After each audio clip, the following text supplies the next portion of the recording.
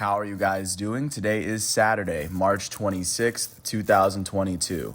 I'm James Sims, and for this episode of The Elite, I'm going to review yesterday's Elite matchups from Friday, March 25th.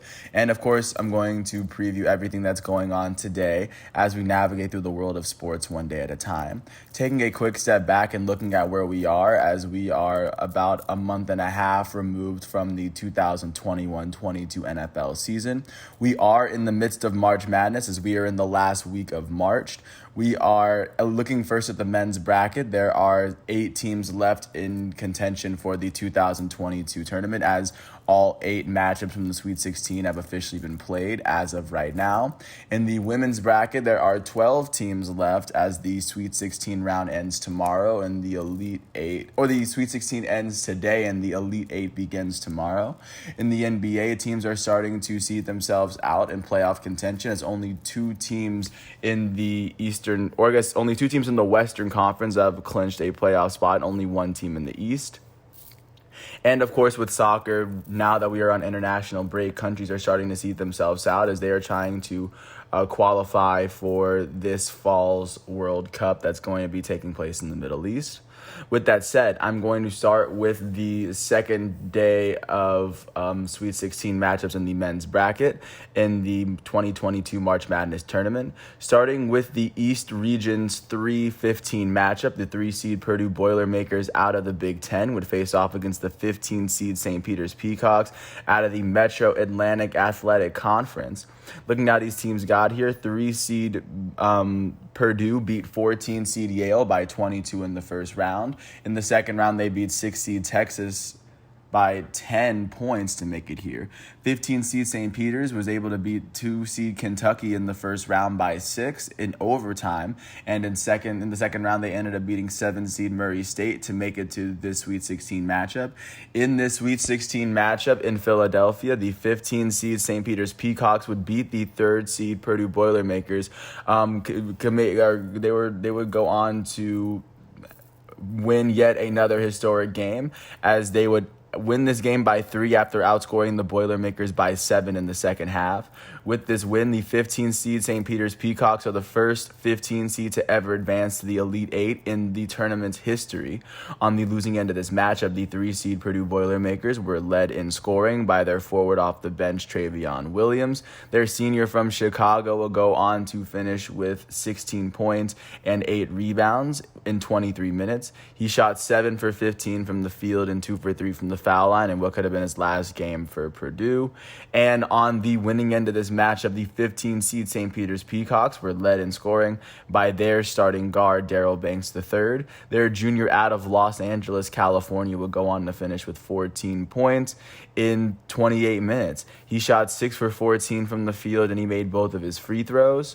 With this win, the 15-seed St. Peter's Peacocks out of the Metro Atlantic Athletic Conference will advance to the Elite 8 round of this tournament with a 22-11 record, as their next matchup will be against 8-seed UNC tomorrow at 5 o'clock.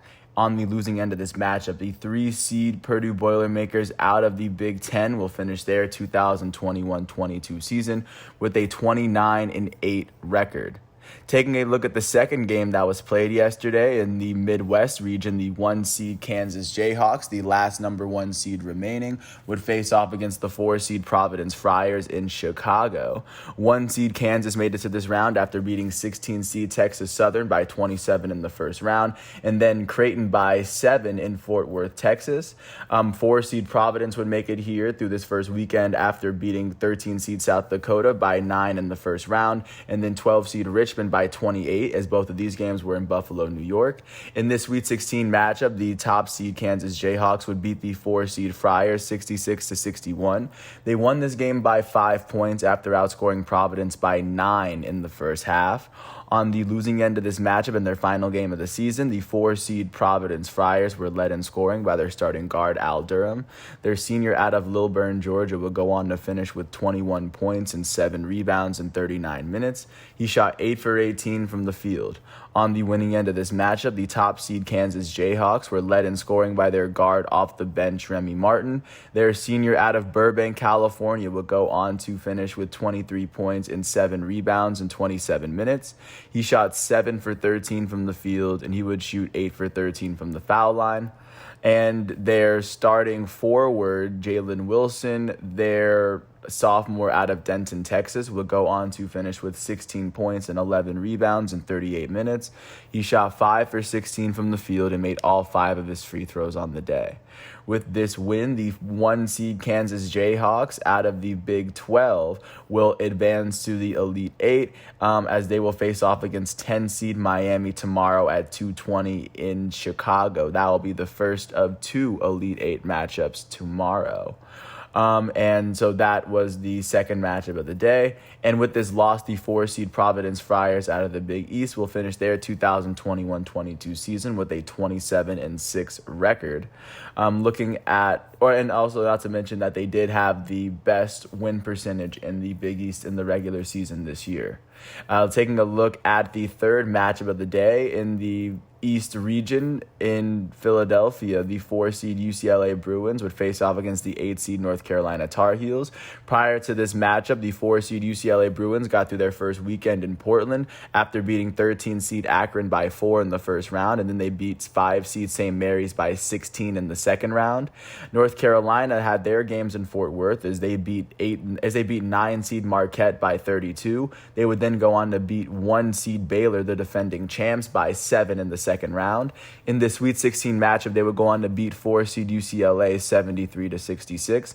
They won this game by 7 after outscoring the 4 seed UCLA Bruins by 10 in the second half. On the losing end of this matchup, the 4 seed UCLA Bruins would be led in scoring by their starting guard, Jules Bernard. Their senior out of Los Angeles would go on to finish with 16 points, 5 rebounds, and a couple of steals in 38 minutes. He shot 7 for 11 from the field, and he shot 2 for 5 from 3. On the winning end of this matchup, the 8 seed North Carolina Tar Heels were led in scoring by their starting guard, Caleb Love. Their sophomore out of St. Louis would go on to finish with 30 points in 40 minutes, as well as 3 rebounds and 4 assists. He shot 11 for 24 from the field. He shot 6 for 13 from 3, and he made both of his free throws as he played every single minute of this game. The North Carolina starting forward out of Richmond, Virginia, their junior Armando Bacot, would go on to finish with 14 points and 15 rebounds in 31 minutes. He shot 6 for 10 from the field, and he shot 2 for 4 from the foul line. With this win, the 8 seed North Carolina Tar Heels out of the ACC will advance to the Elite 8 of this tournament with a 27-9 record, as their next matchup is going to be the St. Peter's Peacocks in Philadelphia tomorrow at 5 o'clock. And, of course, with this loss, the 4 seed UCLA Bruins, the last remaining team in the Pac-12, will finish their 2021-22 season with a 27-8 record for the year. And last but not least, jumping out to the 10-11 matchup in the Midwest region back in Chicago. The 10 seed Miami Hurricanes would face off against the 11 seed Iowa State Cyclones. Looking at how both these teams got here, looking at last weekend, the 10 seed Miami Hurricanes beat 7 seed USC by 2 in the first round, and then they beat 2 seed Auburn by 18 in the second round. 11 seed Iowa State made it to the Sweet 16 after beating 6 seed LSU by 5, and then 3 seed Wisconsin by 5, as both of these games were in Milwaukee. In this Sweet 16 matchup, the 10 seed Miami Hurricanes would beat 11 seed Iowa State by 14. They won this one 70-56, so that they would be one of 3 ACC teams in the Sweet 16. They would win this game by 14 after outscoring the Cyclones by 11 in the second half. In their final game of the season, the 11 seed Iowa State Cyclones were led in scoring by their starting guard Tyrese Hunter and their guard off the bench Kabe Kalshur. Tyrese Hunter, their freshman guard out of Racine, Wisconsin, will go on to finish with 13 points, 7 assists, and 3 steals in 31 minutes. He shot 6 for 14 from the field. Gabe Kalshur, their senior off the bench from Medina, Minnesota, would go on to finish with 13 points and 6 turnovers in 37 minutes. He shot 6 for 16 from the field, And on the winning end of this matchup, the 10 seed Miami Hurricanes would be led in scoring by their starting guard, Cameron McGusty. Their senior out of Katy, Texas, would go on to finish with 27 points, 6 rebounds, and 4 steals in 37 minutes. He shot 10 for 18 from the field, 4 for 7 from 3, and 3 for 4 from the foul line. With this win, the 10 seed Miami Hurricanes out of the ACC will advance to the Elite 8 round of this March Madness tournament with a 26-10 record, as they will face off against the 1 seed Kansas Jayhawks tomorrow at 2:20. That will be the first Elite 8 matchup after Kansas beat 4 seed Providence, as the winner of this Elite 8 matchup would face off against the winner of 2 seed Villanova and 5 seed Houston in the South region. So that is what's going on in the Sweet 16. Taking a look at what's going on today, as the Elite 8 is actually getting started today. The first matchup of the two will be at 6:09 on TBS in the AT&T Center in San Antonio, as the two looking in the South Regional final, the 2 seed Villanova Wildcats will face off against the 5 seed Houston Cougars. 2 seed Villanova would make it to the Elite 8 after beating 15 seed Delaware by 20 in the first round. They beat 7 seed Ohio State by 10 in the second round, as both those first games were in Pittsburgh. And in the Sweet 16 a couple of days ago, they beat 11 seed Michigan by 8. 5 seed Houston made it to the Elite 8 after they beat 12 seed UAB by 14 in Pittsburgh. They won their next game in Pittsburgh over 4 seed Illinois, as they won that game by 15. A couple days ago, they beat the 1 seed in their bracket, Arizona, by 12 to make it to the Elite 8. And then looking at the second matchup of the Elite 8 at 8:49 on TBS in the Chase Center in San Francisco, the 2 seed in the West region, my alma mater, the Duke Blue Devils, will face off against the 4 seed Arkansas Razorbacks out of the SEC. Taking a look at how both these teams got here, 2 seed Duke made it through the first weekend after beating 15 seed Cal State Fullerton by 17 and 7 seed Michigan State by 9. They would make it through the Sweet 16 after beating 3 seed Texas Tech by 5.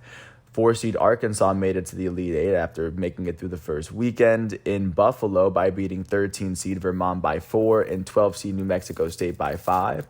In the Sweet 16, they would go on to beat the 1 seed in the West region Gonzaga by 6 to make it to this round.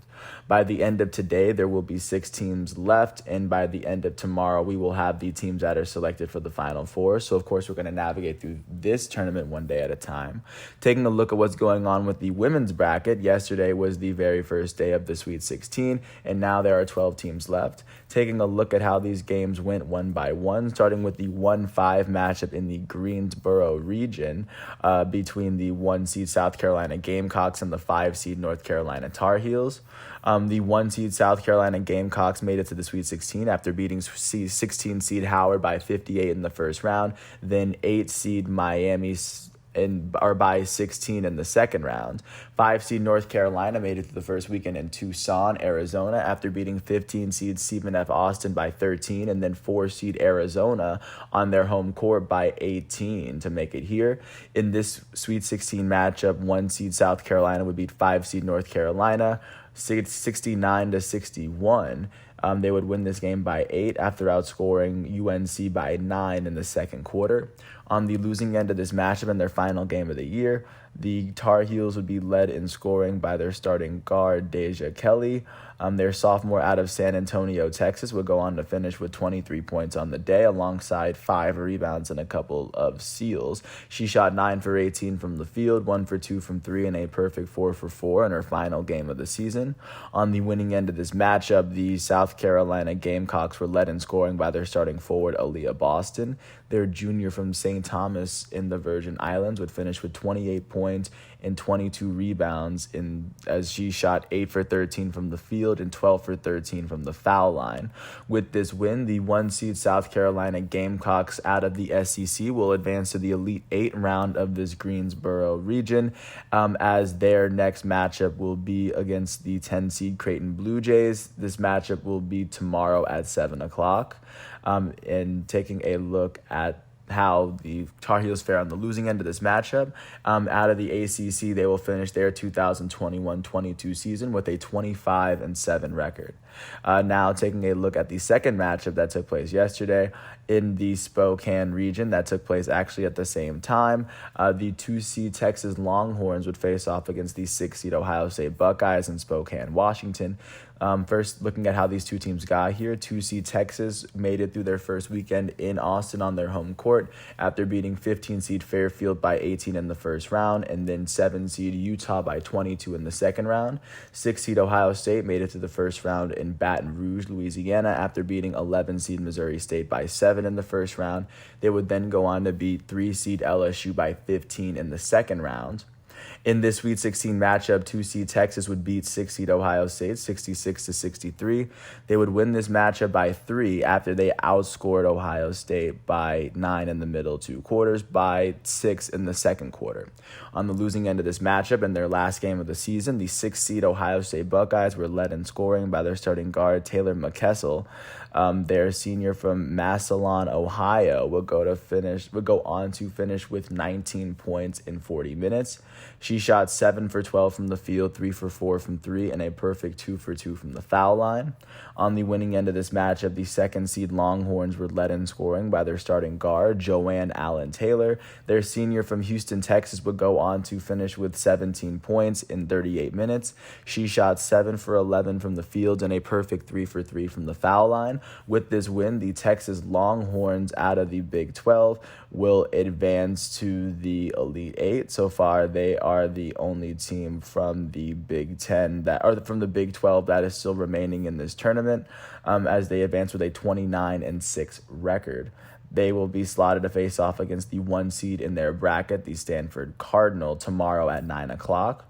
And then on the losing end of this matchup, the 6-seed Ohio State Buckeyes out of the Big 10 will finish their 2021-22 season with a 25-7 record. Looking at the third game to take place yesterday and the first game that would actually create an Elite 8 matchup, back in the Greensboro region, the 3-seed Iowa State Cyclones would face off against the 10-seed Creighton Blue Jays. Looking at how both these teams got here, 3-seed Iowa State would make it through their first weekend in Ames, Iowa on their home court after beating 14-seed UT Arlington by 7 in the first round, and then 6-seed Georgia by 23 in the second round. 10-seed Creighton would make it to the Sweet 16 they'll make it through their first weekend after beating 7-seed Colorado by 10, and then 2-seed Iowa by 2 in the second round. In this Sweet 16 matchup, 10-seed Creighton would upset 3-seed Iowa State to advance to the Elite 8. Creighton would win this matchup 76-68. They won this matchup by 8 after they outscored Iowa State by 8 in the third quarter. On the losing end of this matchup, the 3-seed Cyclones were led in scoring by their starting guard, Emily Ryan. Their sophomore out of Chafflin, Kansas, would go on to finish with 22 points, 8 rebounds, and 6 assists in her final game of the season. She did all this as she played all 40 minutes of this game. She shot 10 for 16 from the field and 2 for 5 from 3. On the winning end of this matchup, the 10-seed Creighton Blue Jays were led in scoring by their guard off the bench, Morgan Maley. Their sophomore out of Crete, Nebraska, would go on to finish with 21 points in 24 minutes. She shot 7 for 10 from the field, 3 for 4 from 3, and a perfect 4 for 4 from the foul line. With this win, the 10-seed Creighton Blue Jays out of the Big East will advance to the Elite 8 round of this tournament, as they will face off against the 1-seed South Carolina Gamecocks from their bracket in Greensboro, North Carolina at 7 o'clock. Taking a look, it looks as though they are the first team in the Big East to advance to the Elite 8. And on the losing end of this matchup, the 3-seed Iowa State Cyclones out of the Big 12 will end their 2021-22 season with a 28-7 record.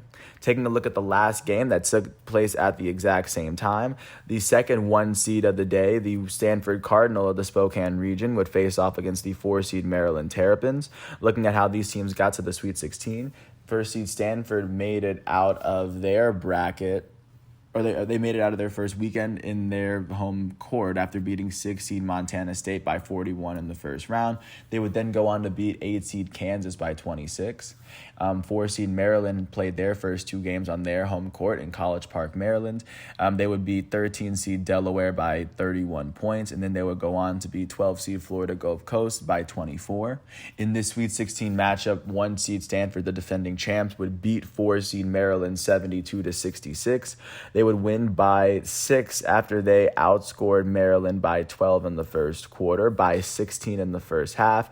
They were outscoring Maryland by 23 in the first 3 quarters of the game before Maryland outscored Stanford by 17 in the fourth quarter, but it wouldn't be enough. On the losing end of this matchup in their final game of the season, the 4-seed Maryland Terrapins were led in scoring by their starting forward, Angel Reese. Their sophomore from Baltimore would go on to finish with 25 points, 9 rebounds, 3 steals, and 3 blocks in 30 minutes. She shot 7 for 16 from the field. She made her only 3-pointer of the day, and she shot 10 for 12 from the foul line. On the winning end of this matchup, the top seed Stanford Cardinal would be led in scoring by their starting guard, Lexi Hull. Their senior out of Spokane, Washington, of course, playing in her home city, would go on to finish with 19 points and 9 rebounds, all of this in 32 minutes. She shot 6 for 16 from the field. Stanford's starting guard, Haley Jones, their junior out of Santa Cruz, California, will go on to finish with 17 points, 10 rebounds, and 6 assists. She did all of this in 39 minutes. She shot 7 for 17 from the field, 2 for 4 from 3, and she made 1 of her 2 free throws. With this win, the top seed Stanford Cardinal of the Spokane region will advance to the Elite Eight, where they will face off in the Spokane regional final against the 2 seed Texas Longhorns. As after Texas beat 6 seed Ohio State yesterday, this matchup will be the second of 2 Elite Eight matchups tomorrow at 9 o'clock. And then taking a look at what's going on today in the women's bracket, just to get a sense of what's going on. Today is the second day of the Sweet 16 matchups. I'm jumping down to the Bridgeport region matchup. The first 2 matchups are going to be in the Bridgeport region on ESPN at 11:30 in the Total Mortgage Arena in Bridgeport, Connecticut. The 1 seed in the Bridgeport region, the NC State Wolfpack, are going to face off against the 5 seed Notre Dame Fighting Irish. NC State made it through their first weekend after beating 16 seed Longwood by 26 or by 28 in the first round, and then 9 seed Kansas State by 32 on their home court. 5 seed Notre Dame would make it through their first weekend in Norman, Oklahoma after beating 12 seed UMass by 11, and then 4 seed Oklahoma by 34 on Oklahoma's home court. The winner of this matchup will face off against the winner between 2 seed UConn and 3 seed Indiana. That is the second matchup of the day. As that matchup is going to be in Bridgeport, Connecticut, like on that same court. 2 seed UConn made it to the Sweet 16, made it through their first weekend after beating 15 seed Mercer by 45 in the first round, and then 7 seed UCF by 5 in Storrs, Connecticut. 3 seed Indiana made it through their first weekend in Bloomington on their home court after beating 4 seed Charlotte by 34 in the first round. They would then go on to beat 11 seed Princeton by 1 in the second round to make it here. So like I said, the winner of this matchup will face off against the winner between 1 seed North Carolina State and 5 seed Notre Dame. And then taking a look at the third game of the day, jumping to the Wichita region, the 1 seed in that bracket, Louisville, will face off against 4 seed Tennessee at Intrust Bank Arena in Wichita, Kansas. 1 seed Louisville made it through their first weekend after beating 16 seed Albany by 32 in the first round, and then 9 seed Gonzaga by 9 on their home court. 4 seed Tennessee would make it through their first weekend on their home court in Knoxville, Tennessee after beating 13 seed Buffalo by 13, and then they would go on to beat 12 seed Belmont by 3 in the second round. Looking at the last matchup of the Sweet 16 matches of the day at 6:30 on ESPN2 in the same Intrust Bank Arena in Wichita, the 3 seed in this region, Michigan, is going to face off against 10 seed South Dakota. 3 seed Michigan made it through their first weekend after beating they made it through their first weekend in their home court in Ann Arbor after beating 14 seed American by 35 in the first round, and then 11 seed Villanova by 15. 10 seed South Dakota made it through their first weekend in Waco, Texas, after beating 7 seed Ole Miss by 14 and then 2 seed Baylor by 14. The winner of this matchup will face off against the winner of a 1 seed Louisville and 4 seed Texas in the Elite Eight, as that matchup would take place on Monday. But that is what the tournament is looking like today, as there are now 12 teams left in the women's bracket. Taking a look at what's going on with professional basketball in the NBA, starting off in Charlotte. The Charlotte Hornets would go on to host the Utah Jazz. The Hornets would beat the Jazz 107-101.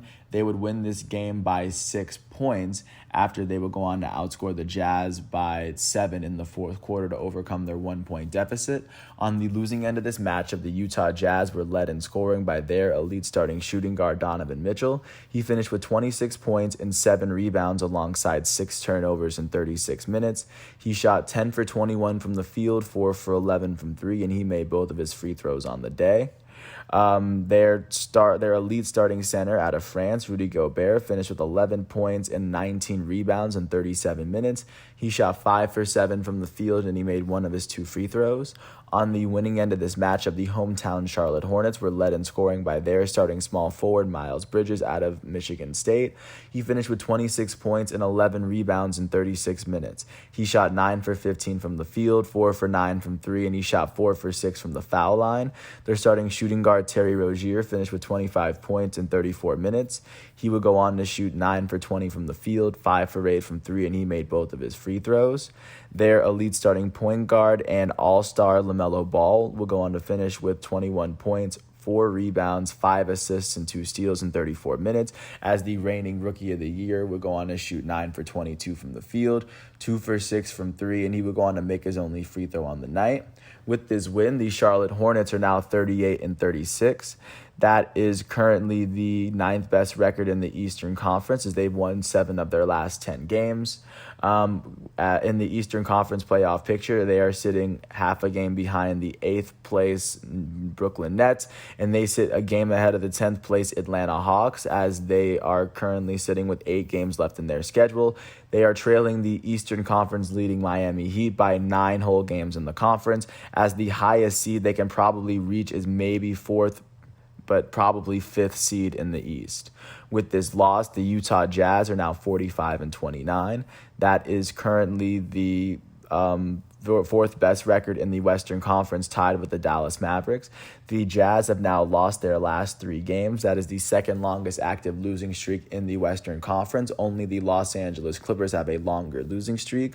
The Jazz have lost 5 of their last 10 games. In the Eastern Conference playoff picture, alongside the Dallas Mavericks, they sit 3 games behind the 3rd place Golden State Warriors, and they sit 2 games ahead of the 6th place Denver Nuggets, as the Utah Jazz currently have 8 games left in their schedule. The highest seed they can get is the 2nd seed at the moment. And taking a look at what happened in Detroit, the Detroit Pistons hosted the Washington Wizards. The Wizards would go on to beat the Pistons 100-97. The Wizards would go on to win this game by 3 after outscoring the Pistons by 15 in the second quarter. On the losing end of this matchup, the hometown Detroit Pistons were led in scoring by their power forward off the bench out of Duke, Marvin Bagley III. He finished with 25 points. He also would go on to finish with 5 rebounds and a couple of steals in 35 minutes. He shot 10 for 16 from the field and a perfect 5 for 5 from the foul line. Their starting point guard, last year's number 1 overall pick, Picade Cunningham out of Oklahoma State, would finish with 22 points, 7 rebounds, and 9 assists in 35 minutes. He shot 11 for 22 from the field. On the winning end of this matchup, the Washington Wizards were led in scoring by their starting center, Kristaps Porzingis out of Latvia. He finished with 30 points and 10 rebounds, as well as 2 steals and 2 blocks in 32 minutes.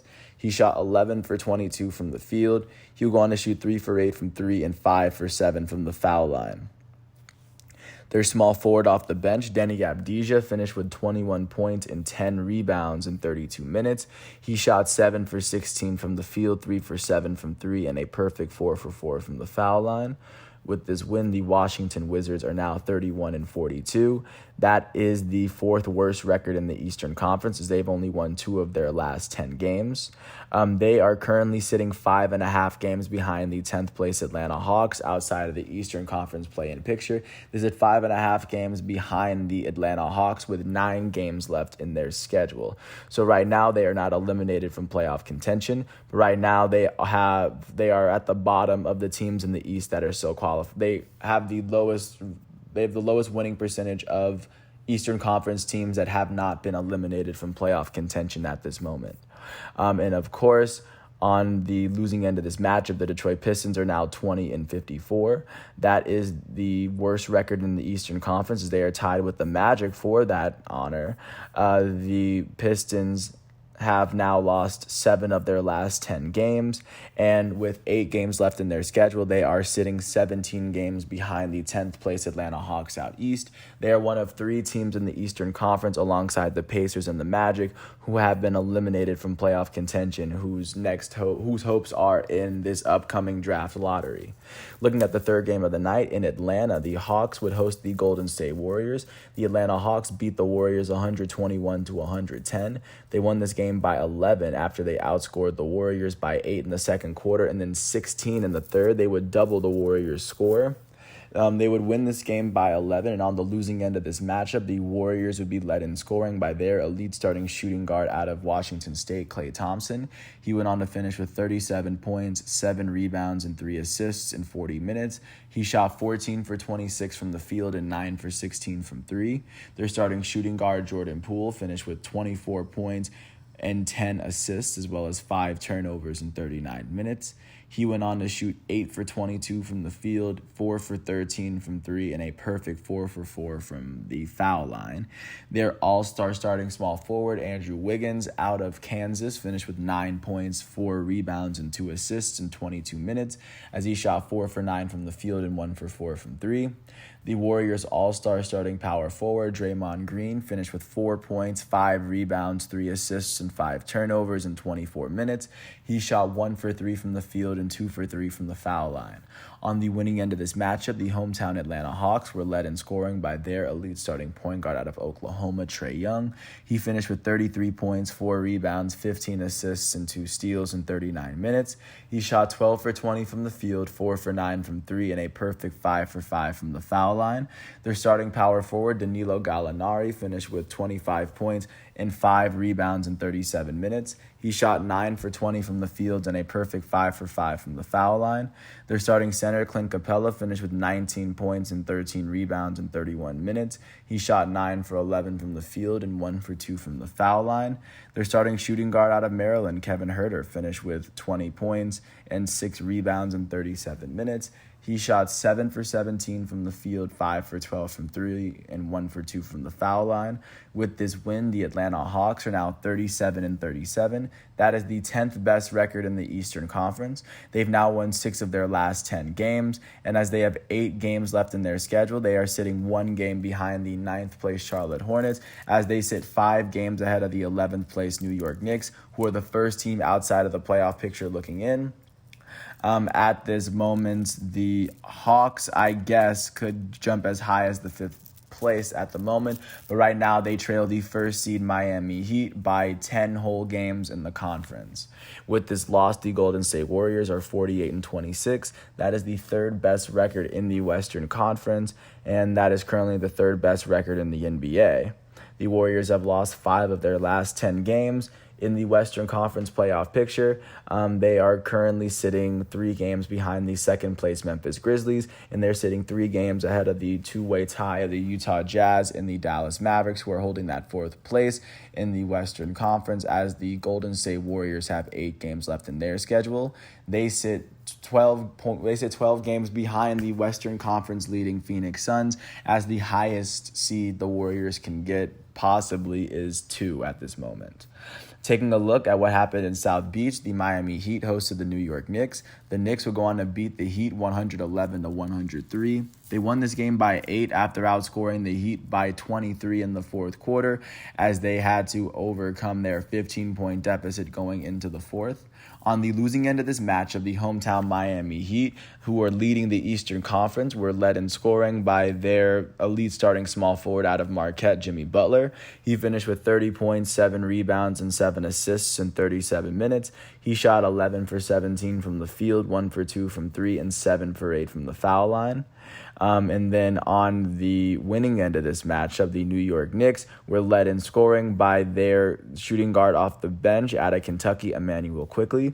He finished with 23 points and 2 steals in 24 minutes. He shot 6 for 12 from the field. He shot 3 for 8 from 3, and he shot a perfect 8 for 8 from the foul line. With this win, the New York Knicks are now 32-42. That is the 5th worst record in the Eastern Conference outside of the Eastern Conference playoff picture looking in.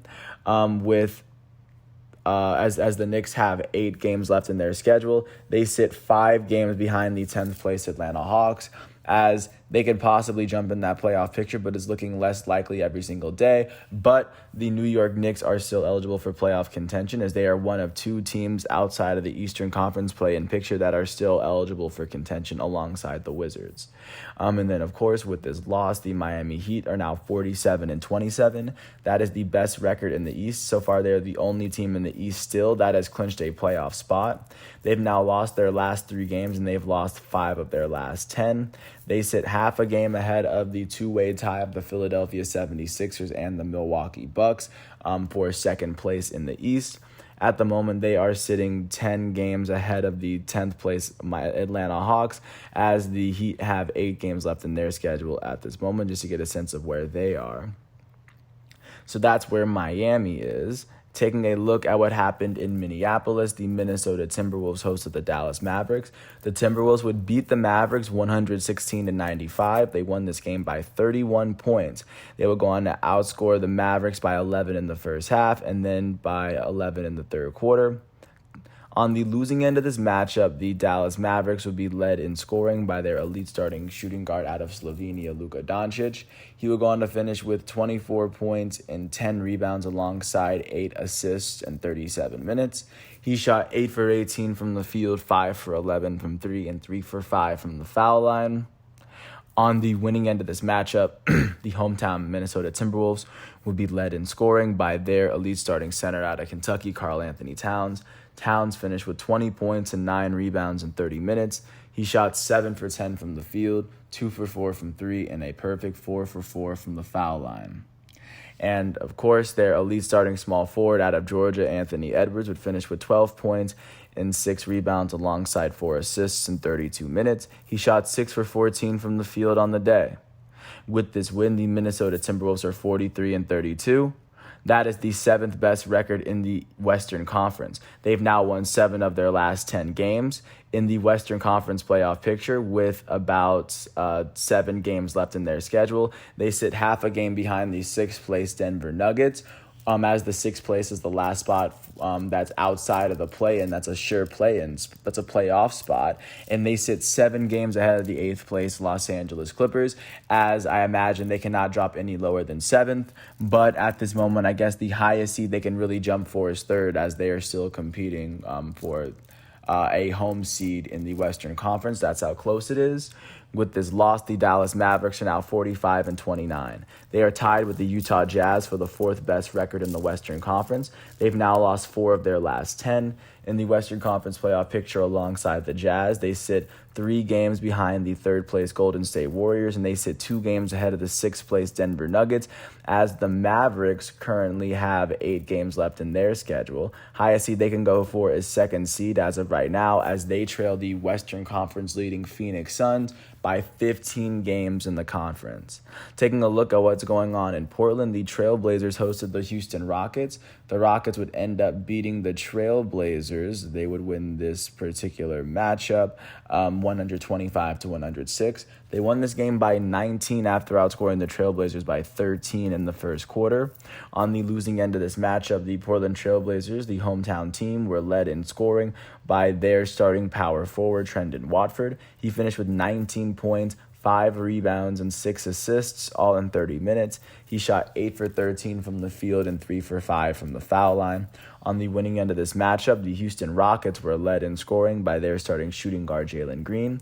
Last year's number 2 overall pick would finish with 23 points in 28 minutes. He shot 9 for 16 from the field and 5 for 10 from 3. Their starting center, Christian Wood, finished with 10 points, 11 rebounds, and 5 assists in 27 minutes. He shot 3 for 7 from the field and a perfect 4 for 4 from the foul line.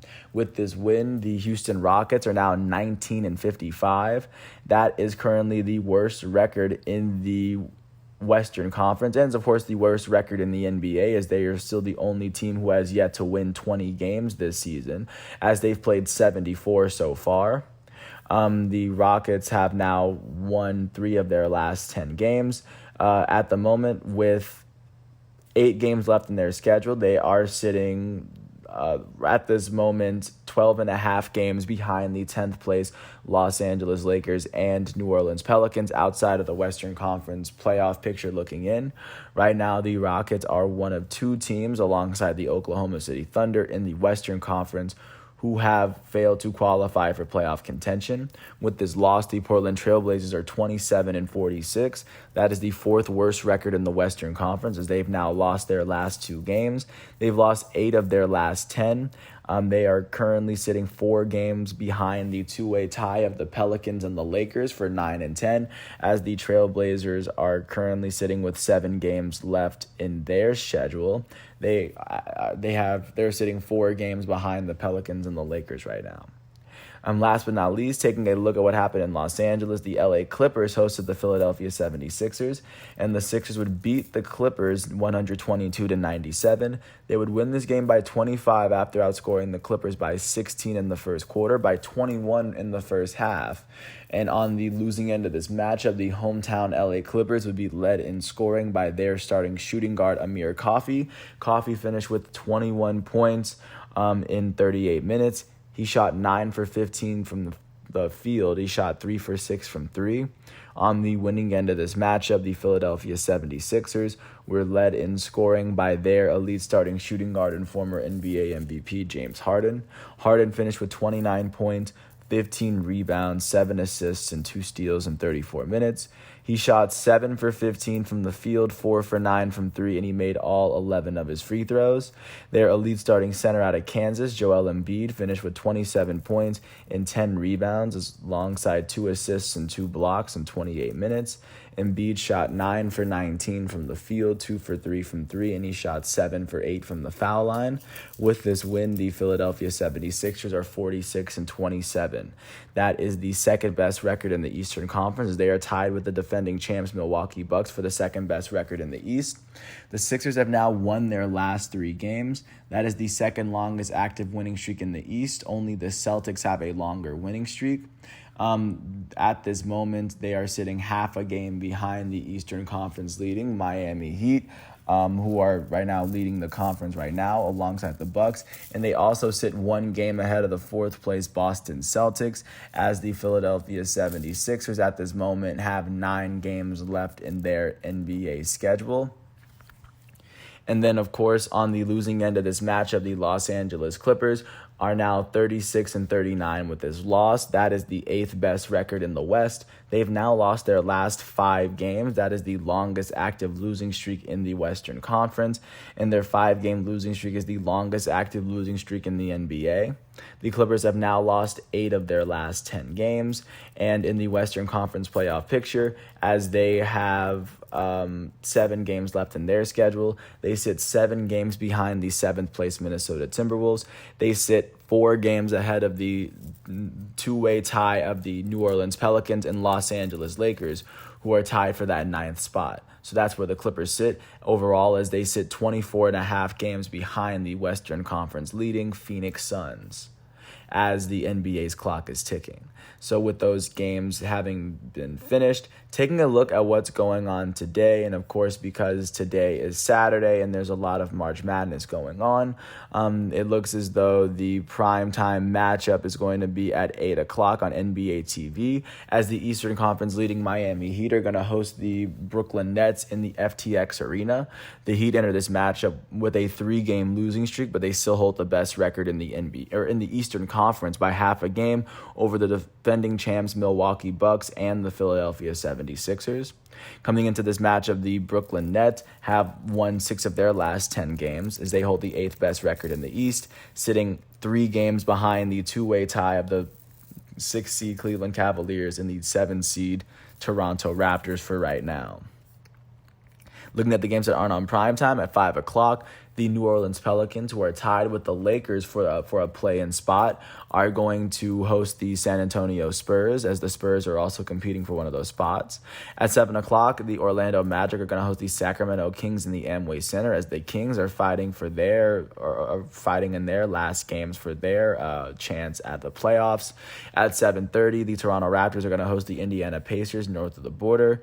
At 8 o'clock, the Cleveland Cavaliers are going to host the Chicago Bulls in the Rocket Mortgage Fieldhouse. At 8 o'clock, the Memphis Grizzlies, who hold the second best record in the NBA, are going to host the defending champs Milwaukee Bucks in the FedEx Forum. At 9 o'clock, the Denver Nuggets are going to host the OKC Thunder in Ball Arena. And at 10 o'clock, the Portland Trailblazers are going to host the Houston Rockets in the Moda Center. And then, of course, taking a look at what's going on with teams that are trying to qualify for the FIFA World Cup. Starting off in South America, Argentina would beat Venezuela 3-0.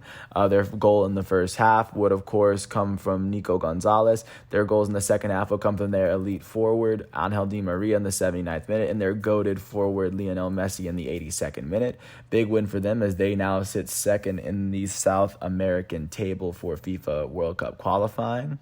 And then, of course, moving on down and seeing how the African nations were able to fare in the first leg of their FIFA World Cup qualifying matches. Cameroon would fall short to Algeria 1-0 as Slimani would score their only goal. Egypt would end up beating Senegal after one of the Senegal players scored a no goal, and even Ghana would draw with Nigeria. Taking a look at what's going on today in soccer, as today we're going to see mostly international friendlies. Taking a look at what is going on, maybe I guess Belgium's going to face off against the Republic of Ireland at 1 o'clock. England's going to face off against Switzerland. Spain versus Albania. Germany's going to face off against Israel. And then, of course, even with a couple of MLS games, it's really, you kind of see some soccer games tossed in here and there. But that is virtually everything that I have for you for today, for Saturday, March 26th. And once all of today's exhibitions and matchups are done, I'm going to come back tomorrow on Sunday, March 27th. And until then, I want to thank everyone once again for listening. I hope all is well, and I will catch you with another episode tomorrow. Thanks for listening to this piece. And I do want to thank the ESPN, the NCAA, NBA, and FIFA websites. And I do apologize for the names that I butchered. I eventually plan on getting them right. But of course, it's a journey, and day by day, I really do plan on getting better. Thanks for listening. I hope all is well, and I'll catch you with another piece tomorrow. Peace out.